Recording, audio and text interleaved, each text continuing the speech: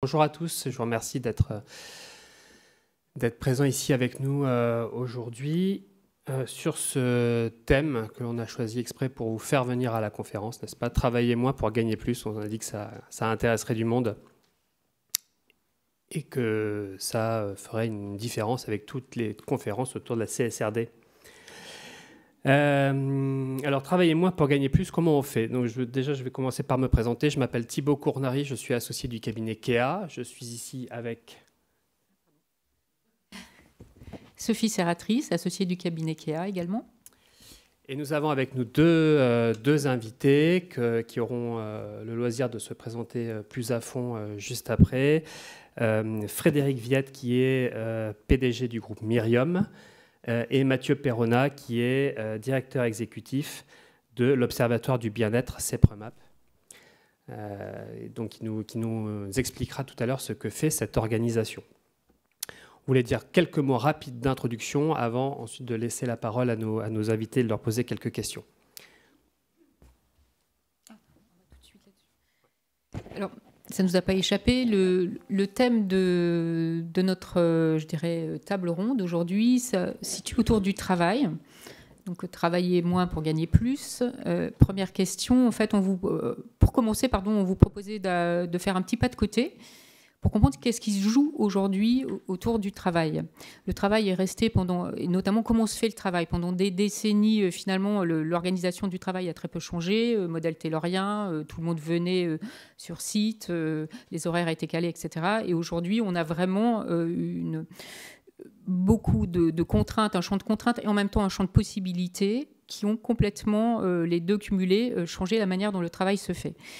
4 points de bascule qui nous semblent importants, c'est des bascules que vous connaissez tous, mais là, nous, on s'est intéressé à comprendre en quoi elles impactaient la manière dont on fait le travail. La première, pardon, j'ai du mal à caler mon micro, la première qui est très importante, c'est vraiment la démographie. Finalement, ce que l'on voit, si on regarde de manière prospective, d'ici 2050 en Europe, la population active aura diminué de 17% par rapport à aujourd'hui. Donc, on a un rétrécissement de la population active. En même temps, aujourd'hui, dans l'ensemble des pays de l'OCDE, on a à peu près un tiers des actifs qui a plus de 50 ans. Hier, j'étais dans un grand groupe français. Leur proportion, c'est 1 sur 2 qui a plus de 50 ans. Donc, qu'est-ce qu'on voit? C'est qu'on a une population active qui vieillit. Dernier point, on a beaucoup moins d'enfants. Donc, non seulement la population vieillit, elle se rétrécit et elle n'est pas réalimentée, en fait. Donc ça, c'est un point important qui va peser sur le travail, puisque finalement, ça nous emmène sur les sujets de santé, pénibilité. Est-ce que je peux faire pendant 30 ans, 35 ans, 40 ans, 45 ans, à un moment où on allonge la durée de vie au travail, le même travail? Comment je me régénère sur mes métiers? Comment je rends moins pénible le travail? Deuxième sujet, la technologie. Alors, la technologie apporte beaucoup, notamment par rapport à la pénibilité, à la sécurité au travail.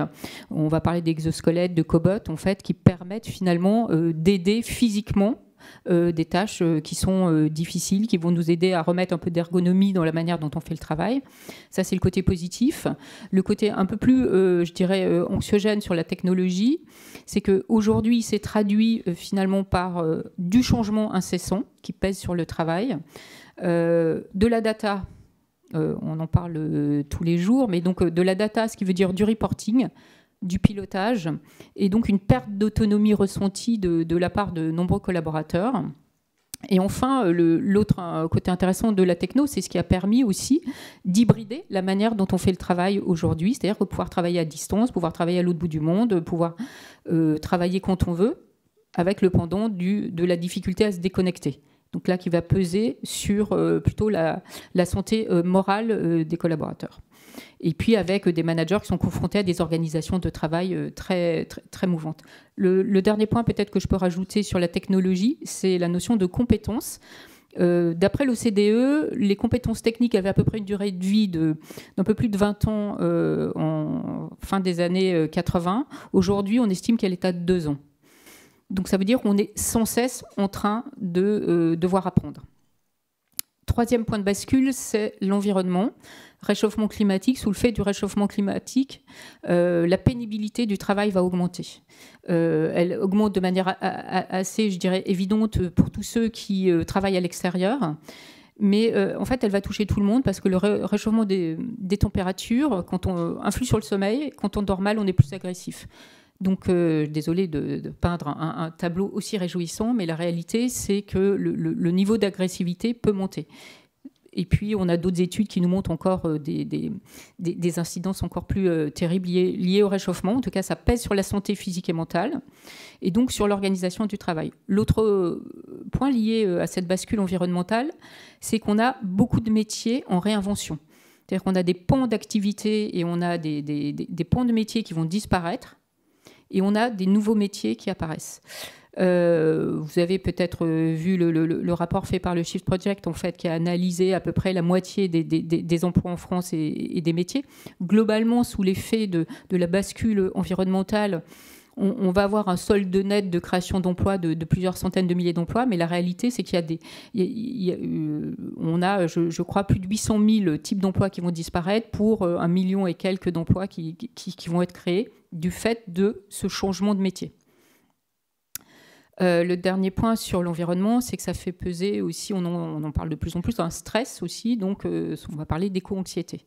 L'éco-anxiété, ramenée au travail, c'est aussi une donnée qui change la manière dont on engage et dont on se sent engagé, dont on est épanoui dans son travail. Dernier point, c'est l'alignement entre ce que je fais au quotidien et ce que je sais de la mission de mon entreprise par rapport à ces enjeux environnementaux. Et donc là, on va parler de burn-out. Je ne sais pas si c'est un terme que vous avez déjà entendu, mais c'est-à-dire que tout à coup, on a un désalignement. Alors, on en a beaucoup entendu parler avec les fameux bifurcateurs, ces jeunes diplômés qui disent je ne peux pas aller travailler dans certaines industries, etc., parce que je n'ai pas envie de contribuer à détruire la planète. Mais de manière un peu moins radicale, on a beaucoup de personnes qui perdent cet alignement. Et donc ça, c'est un enjeu, c'est comment je retrouve de l'alignement au travail. Et la dernière rupture, c'est la rupture plutôt sociétale, en fait, où on en parle beaucoup. Aujourd'hui, il y a un repli sur soi avec de l'isolement. Je crois qu'il y a un article dans Le Monde il y a 2 jours sur justement l'isolement, et notamment des jeunes. Avant, on était très focalisé sur les retraités qui perdaient du lien social, mais amplifié par le Covid, on a beaucoup de jeunes qui ne sont plus connectés. Et donc, en fait, comment je retrouve du lien ? Avec un autre sujet sur les changements sociétaux qui est l'affirmation d'identité et donc pouvoir accueilli au travail dans toutes ces identités, parce que, comme on se le disait tout à l'heure en préparant la table ronde, on n'a pas qu'une identité, on se définit par rapport à pas mal de choses et on a envie d'être au travail tel qu'on est dans la vie. Donc, ce qui veut dire qu'on a aussi, vis-à-vis du management, en fait, on a besoin d'être respecté dans toute sa diversité. Voilà, donc ça, c'est vraiment, de manière très synthétique, il faut que j'aille plus vite, ce qui se passe au travail. Et donc, en synthèse,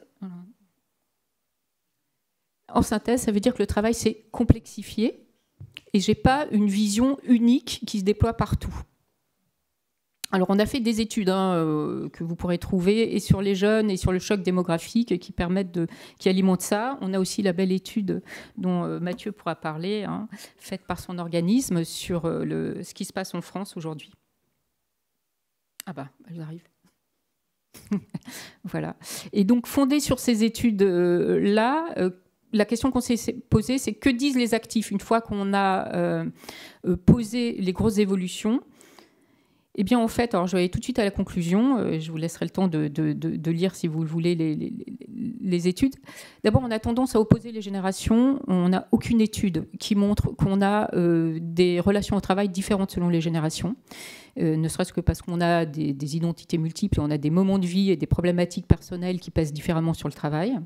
Mais en synthèse, je pense que ce qu'il faut retenir, c'est que, évidemment, la rémunération reste l'enjeu numéro 1. Jusqu'à un certain seuil, et je pense que Mathieu nous en parlera tout à l'heure, c'est-à-dire qu'il faut que je puisse vivre décemment. On a beaucoup parlé du salaire décent aujourd'hui, il va être d'autant plus important qu'on a une pression et un tassement sur le pouvoir d'achat. Après, l'autre point, je dirais, entre les jeunes et les vieux, c'est la discrimination du fait de l'âge. jeune ou vieux, l'âge, c'est le premier facteur de discrimination au travail. Donc là, ça annule les biais liés aux générations.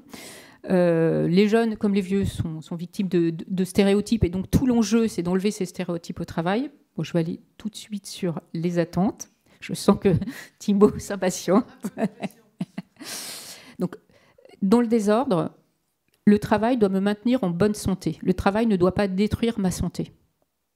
Donc, on parle de santé physique, on parle de santé morale. La France a des chiffres catastrophiques en termes de RPS, burn-out et aussi accidents du travail, comparé aux autres pays européens. Avec le vieillissement, le sujet de la santé va croître. Avec l'isolement, le sujet de la santé croît. Autre sujet, considération. J'aurais pu commencer par celui-ci, c'est-à-dire qu'en tant qu'être humain, je veux être écouté, je veux être considéré. Alors que les évolutions du travail ont pu pousser vers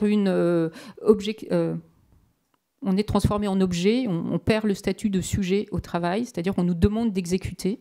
La caricature de tout ça étant ceux qui travaillent dans des entrepôts avec un casque qui leur dit « tu vas à la case B12, tu reviens, c'est pas la bonne », etc. Donc un travail que pourrait très bien faire un robot. Finalement, on ne me demande plus de penser. Donc ce qu'attendent les collaborateurs, c'est la considération. Et ça joue sur la satisfaction au travail. Considération passe par l'écoute. Sens et impact. Le sens, c'est comprendre ce que l'on fait, pouvoir mettre en œuvre, être satisfait de ce que l'on fait, c'est-à-dire être fier de son travail, et c'est avoir de l'autonomie, c'est-à-dire de la prise sur son travail. Je peux agir, j'utilise mon cerveau pour agir sur mon travail. C'est-à-dire je n'applique pas, je ne fais pas que appliquer comme un petit robot des choses. Donc ça, c'est vraiment une grosse attente. L'impact, j'en ai parlé, c'est l'alignement entre finalement mes valeurs et l'impact de mon travail et de mon entreprise. Et enfin, le dernier point, c'est j'aspire à me développer. Développer, ça veut dire avoir d'autres perspectives, que ce soit au sein de l'entreprise ou d'autres entreprises. Mais j'augmente mon employabilité, j'augmente mes compétences, j'augmente mon champ des possibles. Et je vous ai mis 2 illustrations que je trouve intéressantes. Je pense que le livre de Salomé Saké, j'imagine que beaucoup d'entre vous le connaissent, mais ce qui m'a interpellée, c'est son titre « Sois jeune et tais-toi ». Le tais-toi, c'est vraiment ce que ressentent les jeunes aujourd'hui, et pas que les jeunes. Hein, ça, c'est vraiment à travers les générations. Et tais-toi, c'est vraiment l'inverse de la considération. Le deuxième, c'est Nexence, qui a lancé un travail d'écoute. C'est une grosse entreprise française industrielle qui est présente dans pas mal de pays, notamment en Europe, et qui a lancé des écoutes terrain. Donc, considération, je vais écouter là où se fait le travail, ce qu'on me raconte. Ils ont relevé 6000 irritants. Aujourd'hui, ils en ont réduit 5500. Et donc là, tout à coup, je redonne du sens, de la satisfaction, de l'engagement au travail. Voilà, donc ça, c'est vraiment les sujets importants de, finalement, qu'est-ce qui va créer de la valeur dans mon travail. Je laisse la parole à Thibaut. Tout ça pour vous dire en fait que ce qu'on gagne au travail, c'est bien plus qu'un salaire. Et c'est là-dessus qu'on va tout de suite interroger nos 2 invités. Mais ce qu'on gagne au travail, ça contribue à ressourcer, à régénérer les ressources qu'on y investit. Pour atteindre les buts que l'on vient chercher en travaillant le matin, on y investit de la ressource. Et ces ressources-là, c'est celles qu'il faut protéger et considérer comme une ressource rare. Mais cette ressource rare, elle ne se protège pas juste en la préservant, il faut la stimuler, la mettre dans une certaine forme de déséquilibre. C'est ce déséquilibre-là et ce cercle vertueux qu'on a essayé de représenter sur ce schéma. Alors on se translate de 5 mètres à côté de nos invités. On va passer à la partie table ronde. Est-ce que je peux vous demander, dans l'ordre, Mathieu et puis Frédéric, de présenter rapidement votre organisation et ce qu'elle fait, voilà. Merci beaucoup, oui. Donc moi, Mathieu Perrona, observateur du bien-être du CEPREMAP. Le CEPREMAP, c'est une association qui est sous tutelle et administrée par le ministère de l'Enseignement supérieur et de la Recherche.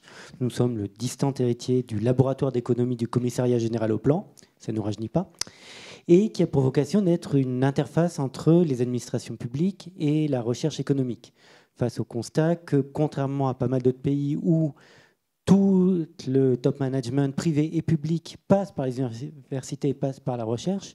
Typiquement, c'est très difficile d'accéder à la CSU en Allemagne si vous n'avez pas une thèse. En France, il y a une déconnexion entre les deux. Et donc, il y a la nécessité de recréer les ponts entre les deux, et c'est notre rôle. Et c'est à ce titre que le CEPREMAP s'est saisi en 2016 de la question du bien-être subjectif, parce qu'en 2008, avec la grande crise financière, c'était évident que le pilotage par juste le PIB, ça ne marchait pas, c'est pas ce qu'on voulait. Et du coup, face à ce constat un peu mondialement partagé, tous les pays ont réagi, la France a réagi en faisant énergiquement ce qu'elle fait le plus souvent, on a créé une commission. La commission Stiglitz-Sen-Fitoussi. Sauf que ce coup-ci, on a réussi mieux que les autres. C'est-à-dire que chaque fois que je vais dans des forums d'énormes gauchistes du genre au FMI, à la Banque mondiale ou à l'OCDE, toutes les interventions commencent notre nouveau prisme pour comprendre l'action publique, la manière dont les États doivent mener leur action, ça vient du rapport Stiglitz-Sen-Fitoussi, qu'en France, on a franchement mis dans un placard avec les autres. Or, dans ce rapport, il y avait l'idée que la politique publique devait se construire sur la base de 3 piliers: l'activité économique, le PIB fait son boulot là-dessus, des indicateurs de développement humain au centre desquels les métriques du bien-être, et des indicateurs de soutenabilité environnementale. Oui, on ne vous épargne pas complètement ces questions de responsabilité sociale et environnementale. Et du coup, le rôle de l'observateur du bien-être, c'est de faire connaître auprès des administrations ces métriques et de montrer ce qu'elles peuvent apporter à l'action publique et privée. Et à ce titre, on publie un certain nombre de travaux et on accompagne les administrations là-dessus. J'ai amené quelques-uns de nos rapports annuels où nous rassemblons nos travaux de l'année et on publie des notes qui sont directement accessibles sur notre site web. Et d'ailleurs, celle qui me vaut d'être ici et que j'ai été contacté par des gens que je connaissais chez Kea pour venir regarder un peu plus en détail la remarquable enquête qu'ils avaient commandée sur les rapports au travail des jeunes et en gros jusqu'aux 45 ans, et donc je vais parler un peu plus tard. Donc Frédéric Viette, je suis le président de Myrium. Myrium, c'est l'un des principaux opérateurs sur le territoire de l'Île-de-France dans les métiers de la maintenance technique et de la rénovation, et notamment rénovation énergétique des bâtiments. Donc notre métier, c'est d'entretenir ou de transformer absolument tout ce qui est technique dans les bâtiments et qui fait qu'ils fonctionnent. Donc en 2 secondes, il y a énormément de choses nécessaires pour qu'un bâtiment remplisse sa fonction, c'est-à-dire qu'il y fasse ni trop chaud ni trop froid, qu'il ne pleuve pas à l'intérieur, qu'on ait de l'électricité, de la data et tout un tas de choses. Nous sommes 1600 personnes. Sur les 1600 personnes, disons qu'il y a à peu près 3/4 de techniciens de terrain et à peu près 1/4 de col blanc. Les techniciens de terrain, toujours pour vous permettre de le sentir le plus concrètement possible, nos métiers sont tout simplement des électriciens, des plombiers, des couvreurs, des chauffagistes, des gens qui ont ces expertises. Au lieu d'être l'électricien tel qu'on peut imaginer venir dans son appart, on s'occupe uniquement, nous, de grands bâtiments et de grands bâtiments collectifs. Donc, on est le mainteneur du château de Versailles, ou bien on s'occupe de, par exemple, toutes les écoles et les gymnases de la ville de Paris, mais aussi de plus petits bâtiments, de copropriétés, etc., etc., en tout genre. Dernier point important, un peu sur la carte d'identité de l'entreprise, et j'y reviendrai. Nous sommes issus d'une histoire de transmission. C'est-à-dire que la boîte, elle est centenaire. C'est une boîte qui a été créée par une famille, un arrière-grand-père, Monsieur Rougnon, il y a un siècle à Paris, et qui était une petite boîte de chauffage plomberie à Paris. 3 générations familiales, et puis arrive un moment où la 4e génération ne s'intéresse pas à la boîte, elle a une autre vie. Très bien. J'ai mené, et je suis le premier patron non familial, et j'ai mené, quand j'ai pris la tête de la boîte il y a 8 ans, une transmission de la boîte de la famille vers essentiellement ses équipes comme premier socle capitalistique. Donc sur les 1600 salariés, 604 salariés de la boîte sont actionnaires aujourd'hui. Ensemble, nous détenons plus de 50% du capital. Avec aux côtés la famille qui ne pèse plus qu'une bonne 10%, mais qui nous accompagne jusqu'à la pleine aboutissement de ce beau projet de transmission. Et puis on a BPI France et un autre fonds au capital. Ce partage de la valeur par l'actionnariat, j'y reviendrai tout à l'heure. Merci. Merci beaucoup à tous les deux. Mathieu, je me tourne vers vous dans un premier temps. On a parlé de la valeur que les Français accordent au travail. On voulait avoir votre avis là-dessus. Est-ce que les Français accordent toujours de la valeur à leur travail? Est-ce que ça occupe toujours une place prépondérante dans leur culture, et si oui, laquelle? Alors, le travail reste central dans les valeurs des Français. Et on a un système qui est complètement fondé dessus. Et j'ai envie de dire, ça fait partie du problème. Les travaux Pierre Cahuc et Yann Algan ont montré, par exemple, comment l'attachement de tous les droits sociaux à votre statut professionnel faisait qu'on était une société opaque par rapport à beaucoup de sociétés, en particulier des pays du Nord où les droits sont universels. Ici, on a des droits qui sont attachés à l'endroit où on bosse et pour qui on bosse. Vous faites la même chose dans une banque. Vous êtes à la direction financière d'une banque et dans la direction financière d'une compagnie de transport. Mesdames, vous n'avez pas le droit à la même durée de congé maternité, parce que les conventions collectives ne sont pas les mêmes. Et ça pose des problèmes de confiance au niveau global. Dans l'ensemble, il faut quand même rappeler que les Français ont une satisfaction au travail qui est assez élevée quand on leur pose la question, et en ligne avec la position de la France au niveau européen. Moins bien que les pays du Nord, mieux que les pays du Sud.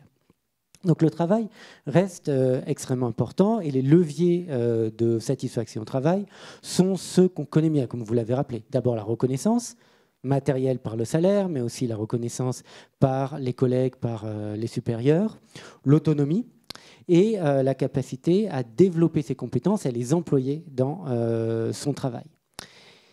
Et c'est un peu là que commencent les problèmes. Comme vous l'avez rappelé tout à l'heure, dans l'enquête européenne sur les conditions de travail, la France est avant-dernière, et l'enquête européenne sur les conditions de travail, il y a des pays comme la Turquie, etc. Donc avant-dernier, quand même, ça pique. Sur l'index de qualité du management. On est aussi très bas dans les réponses à la question est-ce que vous pensez que votre travail est mauvais pour votre santé? Les Français répondent beaucoup plus oui que les autres Européens. Et cette ambiance délétère au travail, elle est liée à quelque chose qu'on retrouve de manière transversale dans la société française. C'est à côté de moi, ça va. Et dès qu'on commence à s'éloigner ou à monter les étages, ça ne va plus. C'est-à-dire que si on regarde de plus près, les Français et les Françaises au travail sont satisfaits de leur relation avec leur père, souvent avec leur manager de proximité ou leur N+1. Mais dès qu'on s'éloigne, N+2, ça s'effondre complètement. Et là, on retrouve les thèmes du travail de Yann et Pierre sur la société de défiance. On a du mal à se faire confiance en France dans le travail, et ça a des effets très importants sur la qualité et l'ambiance du travail et la satisfaction au travail. Et ça a en retour des effets macroéconomiques, puisqu'on sait que les entreprises où les collaborateurs et collaboratrices sont satisfaites sont en moyenne des entreprises où la rentabilité est meilleure, la productivité est meilleure, l'innovation plus forte et la résilience au choc est plus forte. Logiquement, parce que vous avez des gens qui vont être plus engagés et qui vont accompagner l'entreprise quand il y a un trou d'air. Et ça, c'est quelque chose qu'on a beaucoup de mal à développer en France.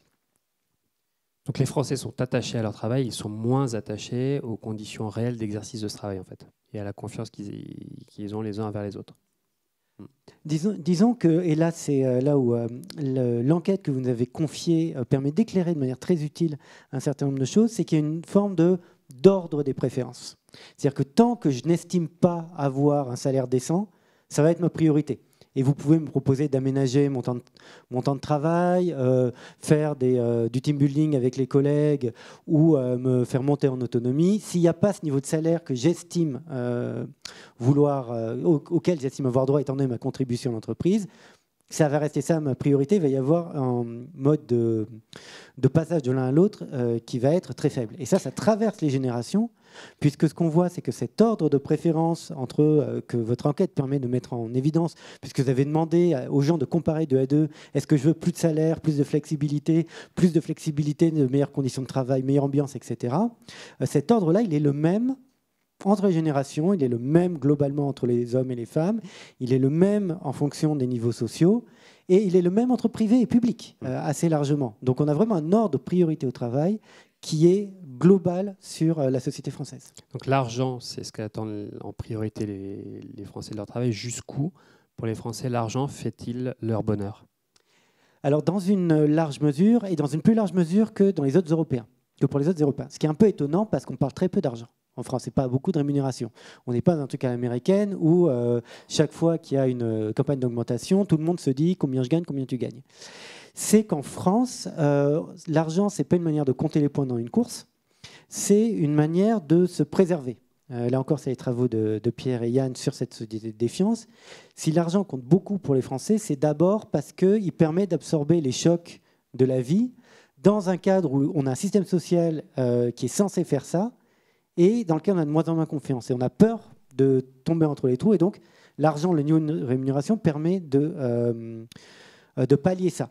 Et ce n'est pas un hasard, du coup, si le point, si on regarde en agrégé le lien entre la satisfaction dans la vie moyenne qu'on mesure et le revenu, c'est quelque chose qui s'aplatit. Et l'aplatissement, il est à quel endroit? Il est grosso modo autour de 3 000 € net par mois et par personne. Donc à un niveau de revenu où vous pouvez encaisser un gros gadin sans avoir immédiatement à vous restreindre ou à être dans une situation de grande précarité. Donc quelque part, il y a un système qui s'auto-entretient où l'insécurité et l'obscurité de la société elle-même, des droits et des filets de sécurité sociaux qui existent encore aujourd'hui, fait qu'on se replie sur soi, on se replie sur l'argent qui peut nous apporter de la sécurité, et du coup, on voit notre relation au travail au travers de ce prisme-là. Et quelque chose, dernier point peut-être, qui est extrêmement intéressant dans le questionnaire que vous avez confié, il y a une question, est-ce que vous préférez plus de salaire, etc., plus de visibilité dans l'entreprise? Pour la génération avant, ce qu'on a expliqué, les projets à haute visibilité, c'est génial, ça va te faire monter. Et bien là, dans le questionnaire, ça vient tout en bas de l'ordre de préférence. C'est-à-dire qu'il n'y a plus la confiance que si on prend à salaire constant un gros projet dans l'entreprise où on va être bien visible, l'entreprise va revenir vers nous et nous en récompenser. Et il y a cette perte de confiance fondamentale qui mine les relations de travail. Alors Mathieu, vous faites référence à une enquête qu'on a réalisée fin d'année dernière auprès de 3000 Français de 18 à 45 ans. On a donné les données brutes des réponses de cette enquête réalisée par Opinionway. On a fait, nous, une première analyse et puis on a donné les données brutes au CEPREMAP, à Mathieu et Claudia Sednik. Et Mathieu a fait sa propre analyse, en fait.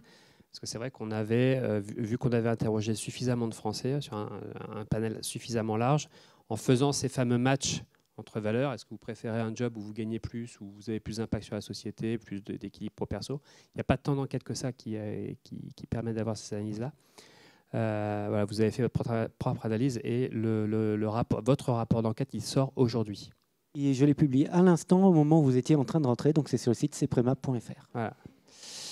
Et vous pouvez aussi passer sur le stand KIA, ça nous fera plaisir de vous y donner accès et de vous en parler 2 minutes. Frédéric? Alors Frédéric, première question pour vous, finalement par rapport à ce que vient d'exposer Mathieu et la restitution qu'on a pu faire aussi de manière assez rapide des enquêtes sur les attentes des actifs. Qu'est-ce que ça évoque par rapport à votre entreprise et les attentes de vos collaborateurs? Et peut-être sur quoi vous avez envie d'agir ou sur quoi vous pouvez agir par rapport à ces attentes? Je retrouve bien la diversité des attentes que vous avez partagées tout à l'heure. J'ai envie d'aller essayer de partager nos réflexions sur le sujet de la recherche du sens, qui est quelque chose qui m'anime beaucoup et sur lequel on a essayé de faire, ou on essaye toujours de faire beaucoup de choses.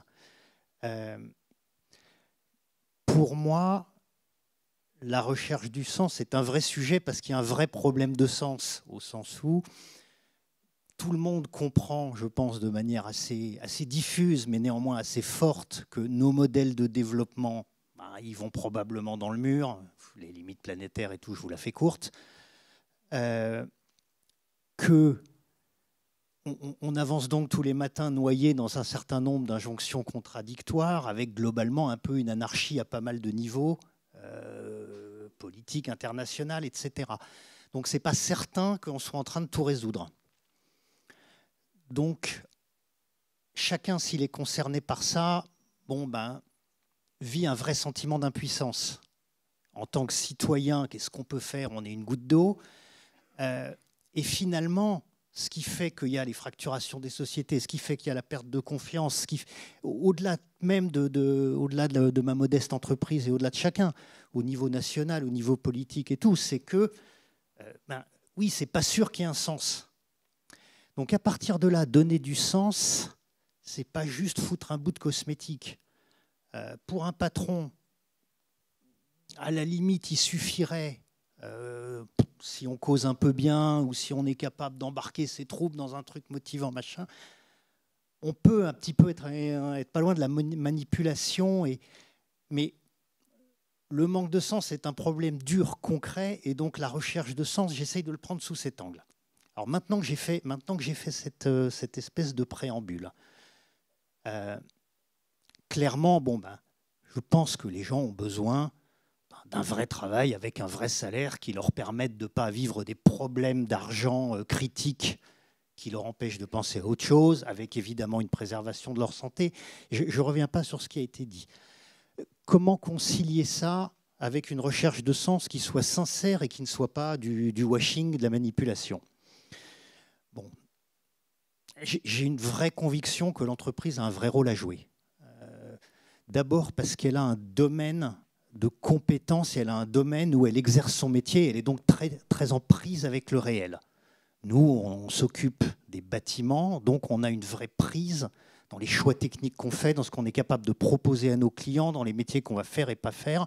On a une vraie prise sur est-ce que les bâtiments vont regagner de la durée de vie, vont progresser en consommation énergétique ou pas, comme n'importe quelle boîte qui a un vrai domaine métier hard. Et le deuxième chose, c'est que l'entreprise est un lieu d'action collective puissant. Et effectivement, je rejoins ce que tu disais, les gens ont un niveau de confiance plus fort dans ce qui est proche, dans ce qui est palpable, et ont un niveau de confiance qui est devenu extrêmement faible dans les institutions et tout ce qui est beaucoup plus lointain. L'entreprise est un vrai lieu de travail collectif dès lors que, effectivement, l'autonomie, le pouvoir de décision, la considération sont déployés avec attention. Dans Myriom, comment on a essayé de s'emparer de ces deux sujets? Notre domaine de compétences sur lequel on peut avoir prise, c'est les bâtiments. Donc on s'est donné comme baseline agir pour des bâtiments durables. Voilà, ça exprime ce qu'on fait. On ne fait pas de bâtiments neufs, on ne coule pas de béton. Les bâtiments existants, on essaye de tout faire pour prolonger leur durée de vie, les adapter à l'usage, les entretenir, etc. Le deuxième axe fort que l'on a déployé, c'est de se dire, cette action-là, on va la faire ensemble.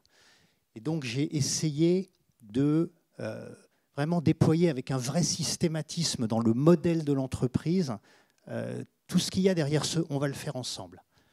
Le premier levier, c'est vraiment cette notion d'autonomie, de pouvoir de décision, de ne pas être un robot, un numéro 30 000 dans une chaîne qui n'a pas le droit d'utiliser son cerveau.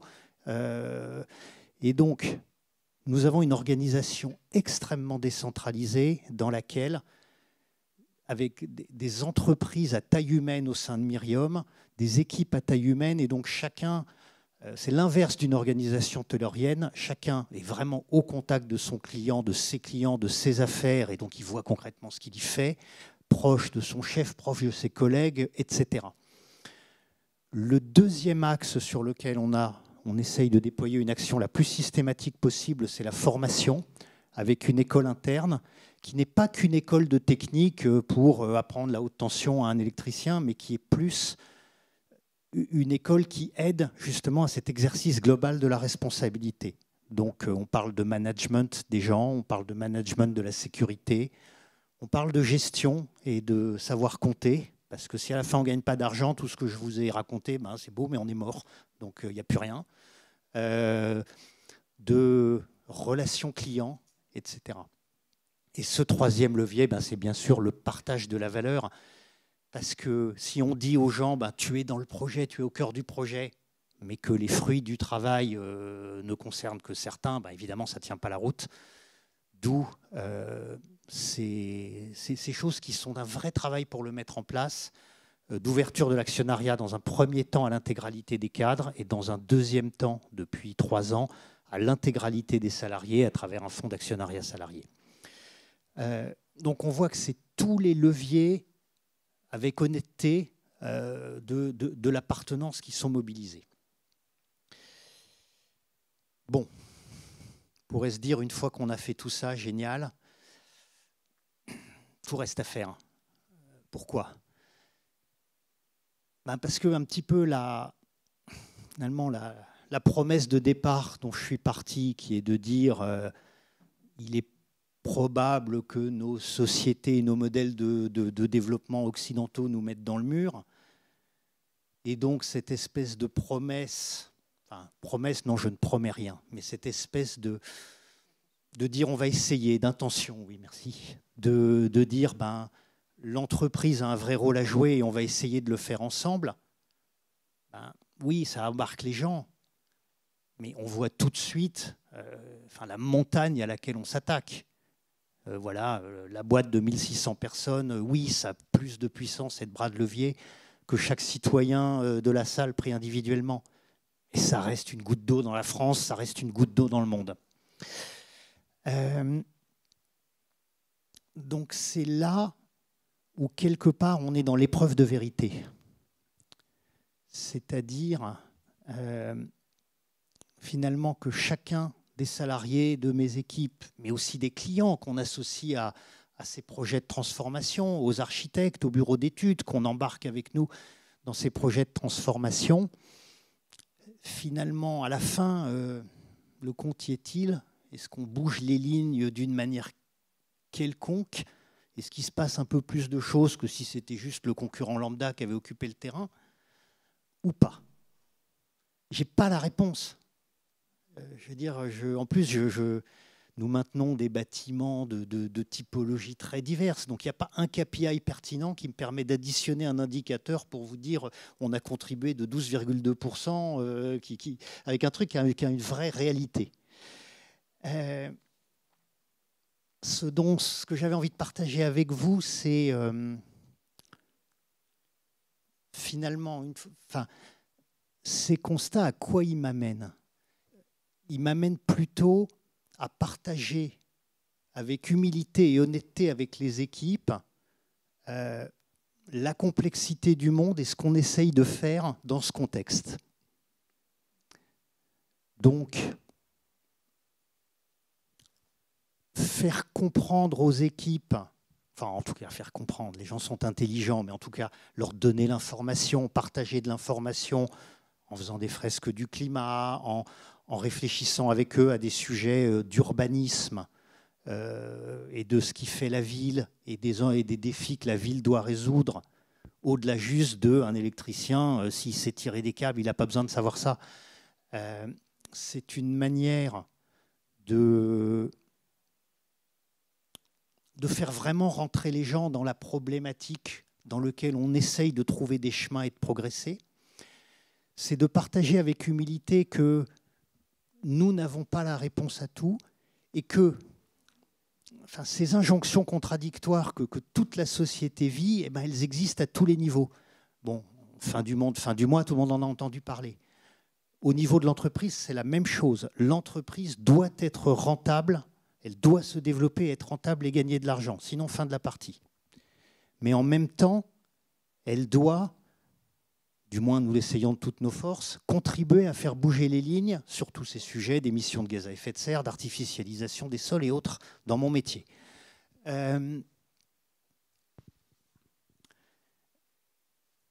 Au niveau d'un de mes chargés d'affaires, si c'est par exemple dans une entreprise d'entretien de solutions de chauffage, c'est la même chose. Il doit faire son métier avec son client, ses clients qui, dans 99% des cas, lui demandent de tenir le budget, qui n'ont pas spécialement le temps. Certains sont très intéressés, d'autres pas du tout intéressés à des solutions nouvelles. Et donc, il doit faire les deux. Donc, ça m'amène à descendre un peu ces injonctions contradictoires en profondeur à tous les niveaux de l'entreprise.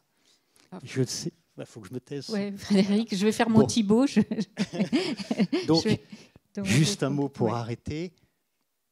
D'un côté, je pense que donner aux gens les clés pour être des adultes responsables et pouvoir saisir des bouts de solution à leur niveau est plutôt facteur d'autonomie, de réalisation, de sens. Mais de l'autre, oui, je partage de la complexité. Voilà. Je voulais juste dire peut-être un mot dans ton témoignage, enfin deux, qu'on a peu évoqué et que tu viens d'évoquer, c'est que comment tu as nourri le sentiment d'appartenance à un projet collectif. Ça, c'est le premier point. Et le deuxième point que j'entends, c'est le pari de la confiance. La confiance, c'est-à-dire le pari de l'intelligence, que tu l'as dit, tout le monde est intelligent, donc je partage la réalité est complexe, et c'est pas pour ça que je la tais, en fait. Et donc là, on vient nourrir deux besoins fondamentaux qui sont confiance et sentiment d'appartenance via le lien. Donc c'est une autre manière de créer de la valeur. Si on revient aux choses sérieuses et qu'on commence à parler d'argent, la seule chose qui compte, c'est on a vu que le salaire est légitimement la première attente des salariés vis-à-vis de leur travail, peut-être plus en France qu'ailleurs, c'est ce que tu nous disais, Mathieu. Mais dans une société qui va devoir baisser sa consommation et financer ses transitions, on sait, rapport Pisani-Mafouza à l'appui, que les transitions vont être inflationnistes et dispendieuses en CAPEX. Donc, probablement que le partage de la valeur ne pourra pas se faire toujours dans le même sens de plus d'argent à la fin du mois pour les salariés. Donc, dans une société qui va devoir réduire sa consommation et financer ses transitions, comment est-ce que vous voyez, chacun d'entre vous, cohabiter les soucis de la fin du monde avec ceux de la fin du mois ? Évidemment, ça, c'est la grande question actuelle. Sur le partage de la valeur ajoutée, on part d'assez haut historiquement en termes de partage de la valeur ajoutée qui va au capital. Donc, on sait qu'il y a de la marge pour d'absorber là-dessus. Après, c'est à un niveau beaucoup plus général. Par exemple, il y a toute une partie de notre bâti qui va avoir beaucoup de mal à négocier le cap de la transition. On parle d'un tiers des logements en France qui sont dans les zones de gonflement, rétraction d'argile. D'énormément de formes urbanistiques de périurbains qui ne sont pas compatibles avec un renchérissement de l'énergie et des coûts de transport. Donc ça, c'est ce qui est dur.